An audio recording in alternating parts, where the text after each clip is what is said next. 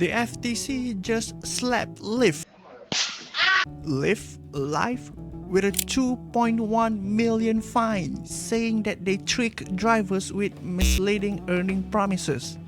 I'm sure they'll be fined $5.65 billion of net worth. Easy. When things started picking up after the COVID lockdown, Lyft was in need of drivers. To bring people in, they promoted some pretty eye-catching numbers about how much driver could make. But the FTC looked into it and found that those claims were a bit optimistic.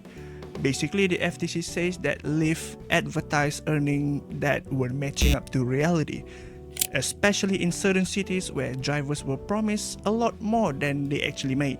So now Lyft's paying up and promising to make the numbers even more accurate. The FTC are saying that this wasn't just some small misunderstanding. The FTC believed that these ads were unfairly luring people in, which is a problem since drivers depend on those numbers when deciding to sign up. As part of the penalty, Lyft's got to prove any earning claims they make going forward. No more exaggerated pay promises, or there is more fine. And it's not just about Lyft. They're basically warning other gig companies too. Additionally, Lyft isn't alone in this. The FTC's been on some mission lately, cracking down a bunch of gig economy companies making similar claims. Take Arise Virtual Solution for example. They advertised that people could make up to $18 an hour doing remote customer service, but workers reported lower pay and even had to pay for their own training and equipment. And in the end, the FTC made them pay $7 million back to workers and crack down on the claims.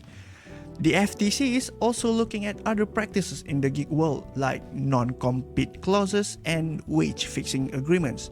They're pushing for an industry where workers can get real info upfront and no more fuzzy promises. So how did Lyft respond? Well, they actually did really well. They have agreed to pay the fine and they'll say they'll update their marketing so it's more transparent.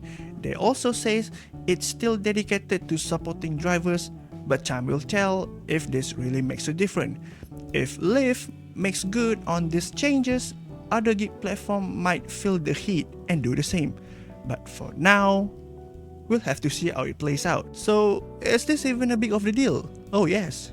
Yes indeed. See, according to the most recent American Opportunity Survey by McKinsey & Company, an incredible 36% of employed respondents identified as independent contractors. This is a huge jump from the 2016 reported number of 27% of the working population. In numbers, out of 164 million of workforce in the USA, almost 40 million of them are in gig economy.